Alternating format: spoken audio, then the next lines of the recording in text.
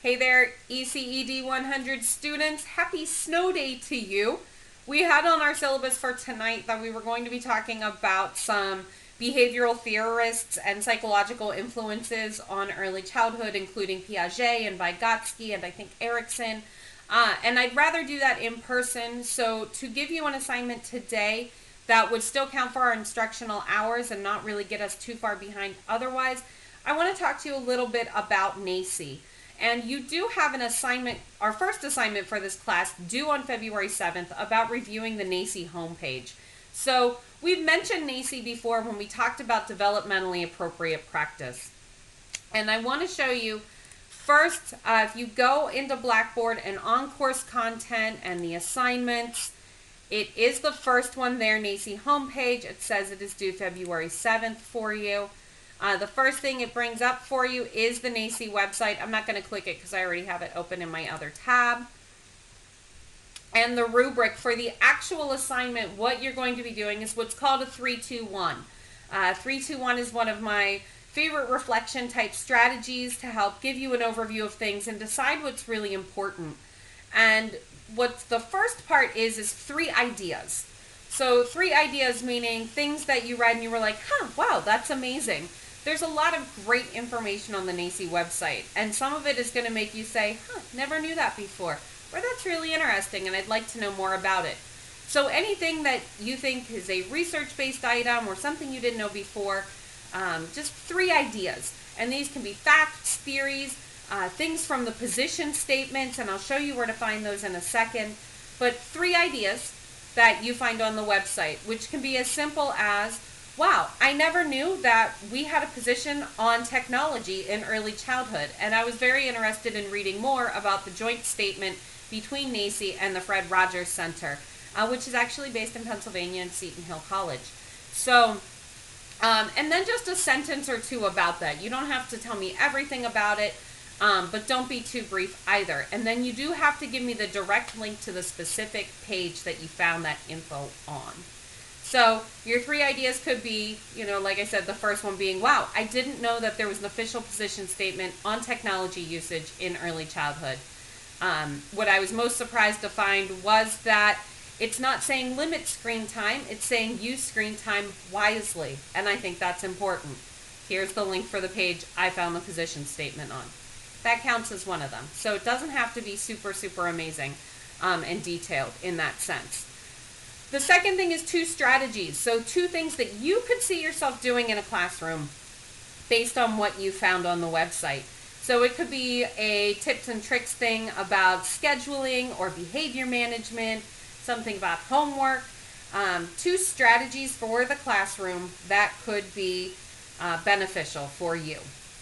And again, this is something that you want to describe what it is and why it's important to you. Those are the 2 important points for each thing that you do. So your 3 ideas, what it is, why it's important, and how it's influencing you. 2 strategies, briefly what it is, sentence or 2, why it's important to you. And the last one is 1 action. And the action is not specifically something that you're going to do in the classroom like your strategies, but this is more focused on advocating for early childhood.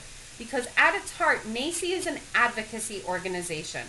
And what they do is appeal to legislators and political figures and organizations nationally that support early childhood and looking to professionalize our field, looking to develop more research in our field, and ultimately to get more funding for our field. So I want you to look at one of the advocacy options that you could have, that you see on NAEYC. So again, what the position is, why it's important to you. To me, power to the profession is important. I believe in professionalizing early childhood people. But for you, it might be, advocating for funding or advocating for resources. So pick something that you see, and I'll show you where the advocacy part of the page is located as well. You also do get 3 points on this, and this rubric is set up that the highest levels are to the right. Some of the other rubrics set up with the highest point values on the left, so be careful when you're looking at them. There are 3 points for professional presentation, so make sure that you don't have spelling, grammar, punctuation errors. Spell check does not catch everything, and I do expect this to be typed, obviously, because that's how you're going to submit it. So make sure it is presented purposefully, clearly, so that you have a header. 3 ideas. Boom, boom, boom. You can bullet point them, you can have them separated by paragraph, or you can put them in a numbered list. However you want to do it is fine with me, as long as it makes sense. When you're ready, after you've browsed the website, looked at some different things, you're ready to submit it, that is the next thing. When you get to the upload assignment page, my internet's being slow today, there again is the due date, Thursday, February 7th. Again, that's the first due date. You do have the option for Mastery Learning to resubmit any assignment after that point if you want more points. But here is just the overview again of the assignment. Please do not write submission. See where it says text submission? Please do not write your 321 in that box. Attach a file. It can be a Word file. It can be pages, it can be a notepad on your computer, but please make it an attachment. Or if you use Google Docs, make sure you share it. Give me the sharing link. You can put that in Write Submission. And again, Google Docs link here. If you don't know how Google Docs work, just ignore that statement. But you can put it in there and then just hit Submit. But again, please make sure you are submitting your assignments as attachments. If you put them in this text submission box, I get everything in a very narrow column on my screen, and it is very hard to grade. It's very frustrating on my end, so please do not do that. So on the NAEYC homepage, now I've talked about the assignment, you get to look wherever you like on the page. And so when you're looking for, if you scroll down, as you're looking for those kind of ahas or ideas, looking through, just scroll down and see there's publications. So that's your research-based resources. If you're interested in events there, you can have one event be an aha. Like, hey, I didn't know they had a public policy advocacy forum every year in Washington, D.C. Here's the info about this year's event.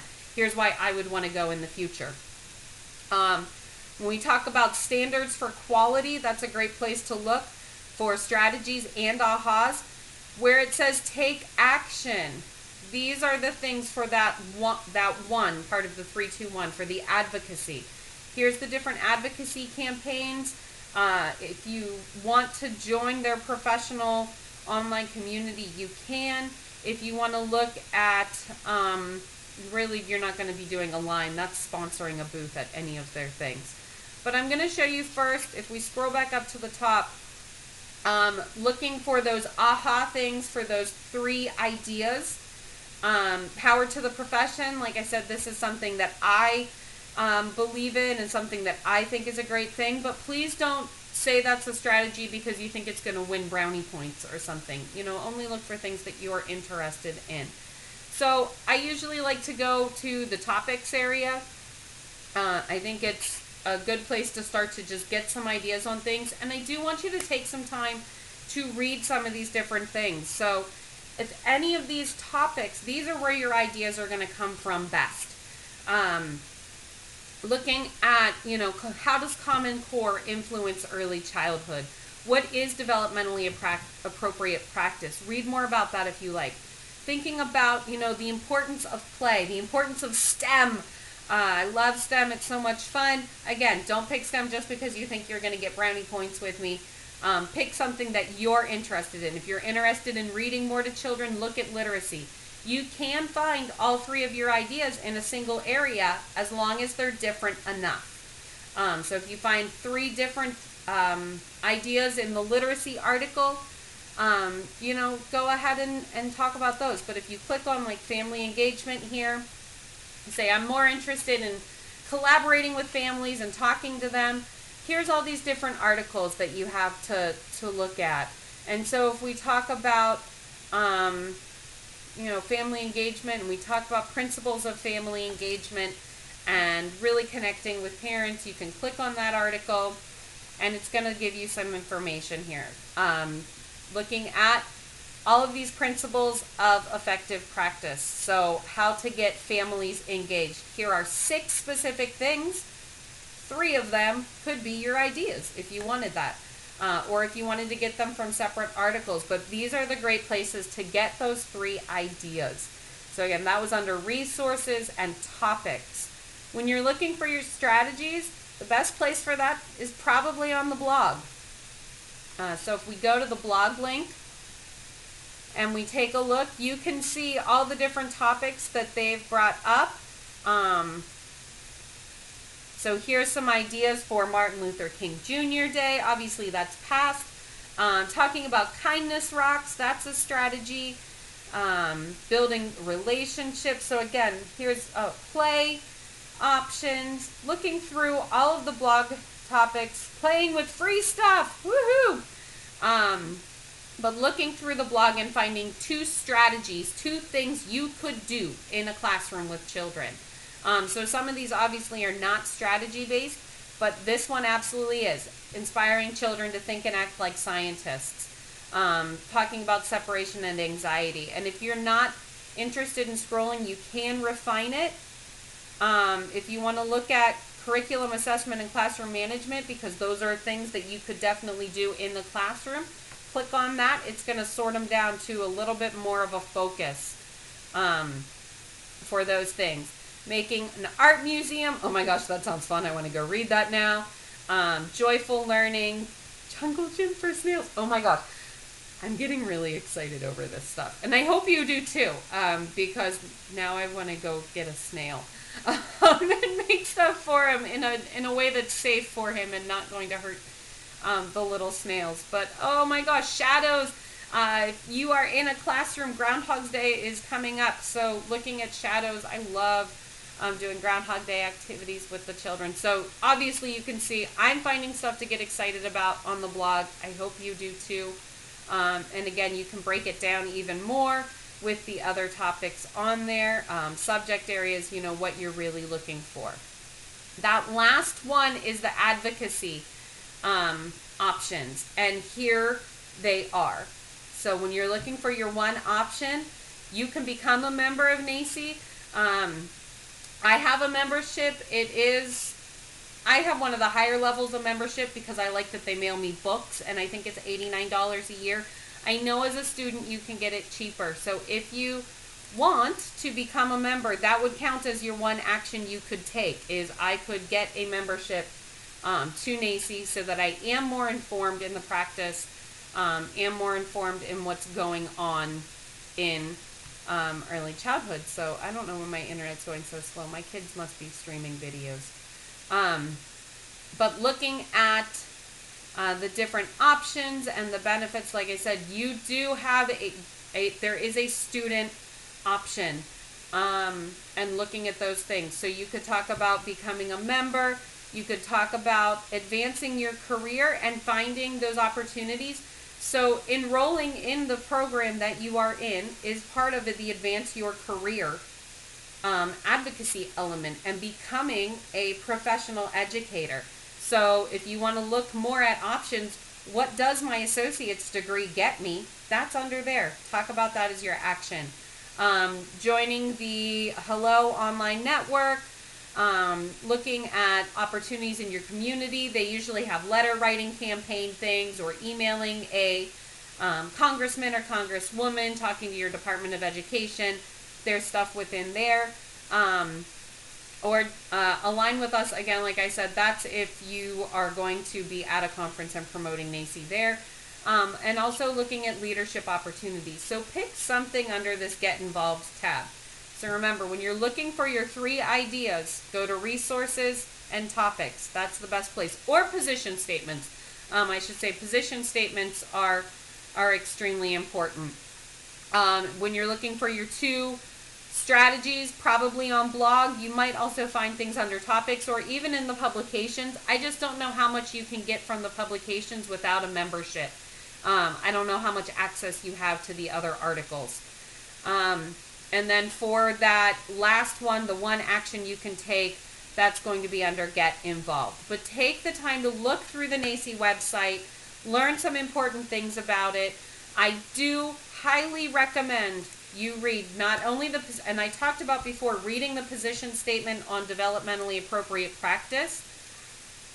We do have coming up before this assignment is due, you will need to read the, so you might as well do it for this assignment, the Code of Ethical Conduct and Statement of Commitment.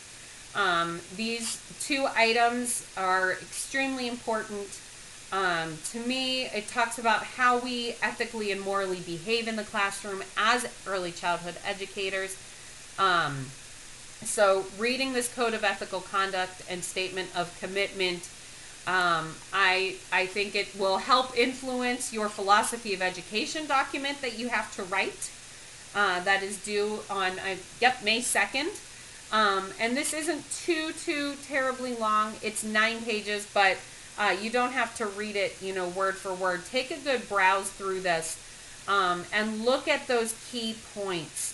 Thinking about your responsibilities to family. We are going to be referring back to this in the second half of the semester to see how the different topics that we look at as you are an educator in the classroom, how they refer back to this Code of Ethical Conduct.